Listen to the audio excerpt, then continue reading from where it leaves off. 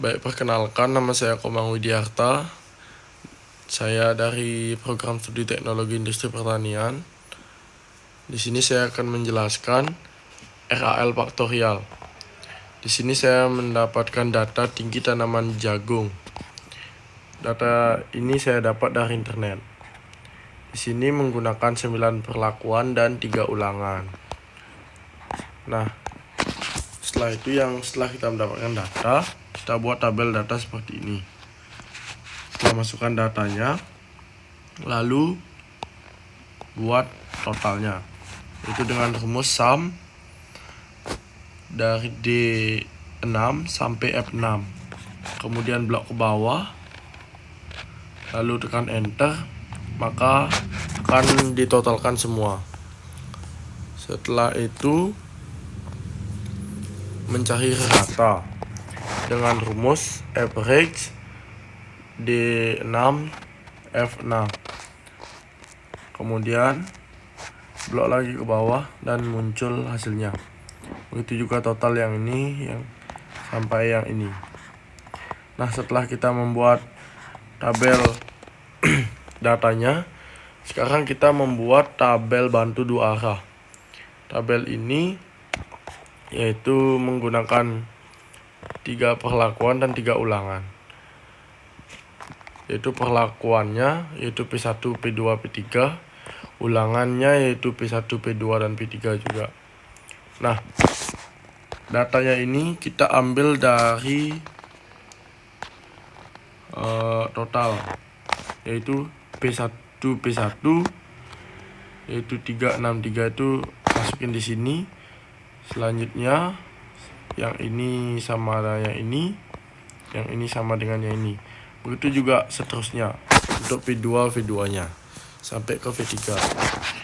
Nah, setelah kita memasukkan datanya, itu kita buat totalnya lagi dengan rumus sama dengan sum dari K6 bagi M6.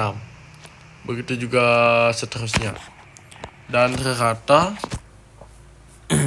kita menggunakan rumus sebagai berikut. Nah, setelah itu kita mencari KK-nya yaitu 12%. Setelah itu FK-nya dengan rumus sama dengan sum SQ dari G15 per 27. Nah, setelah itu kita mendapatkan menggunakan tabel ANOVA RAL faktorial. Yaitu kita pertama mencari DB,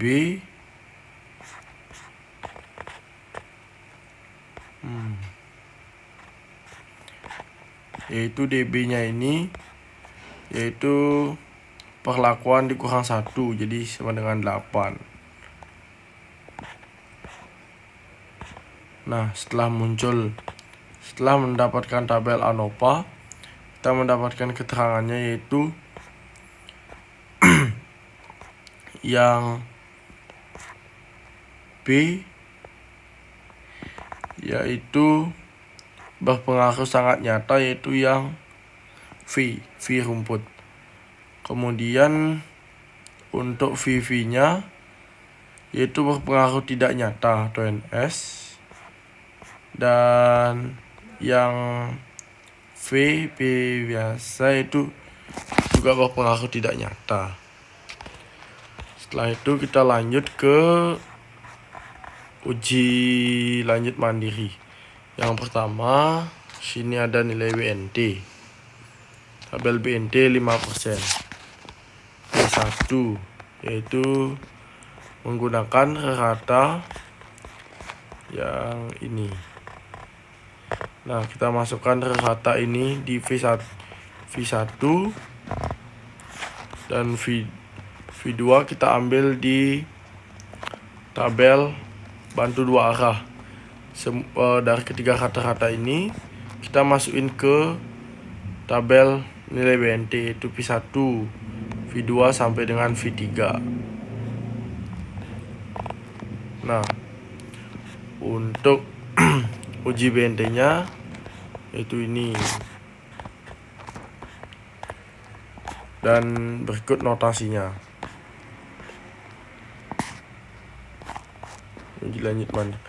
Nah, setelah itu kita ke perlakuan P, yaitu P1, P2, P3. Kita dapat ambil dari kata ini. Nah, V1, V2, V2 dan V3. Nah, nilai-nilai dari ketiga nilai itu kita masukkan ke sini dan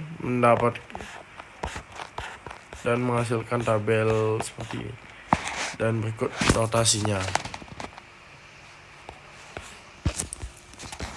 Selanjutnya yaitu uji BNT. Nah, uji BNT di sini menggunakan faktor V. V yang pertama faktor V1. V yaitu mengambil dari kata tabel data yang pertama, yang ini. Ambil 3 kata lalu masukin ke tabel yang ini. Setelah itu kita buat notasinya. Lanjut yaitu P1, V2, V3. Kita ambil lagi dari sini. Dari ini. Untuk V2-nya katanya kita ambil dari tabel bantu dua arah lalu masukin ke sini. Setelah itu kita buat notasinya.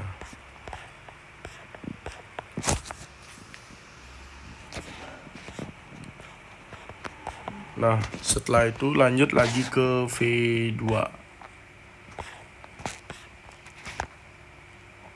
Ini caranya masih sama. Setelah itu kita ambil lagi dari kata yang di tabel data yang pertama. Setelah itu masukin ke sini lalu buat notasinya di sini. Nah, setelah itu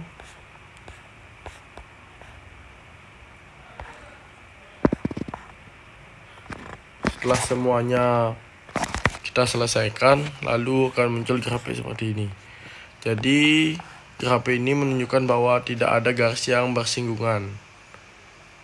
Sekian yang bisa saya sampaikan. Mohon maaf jika ada kesalahan kata. Terima kasih.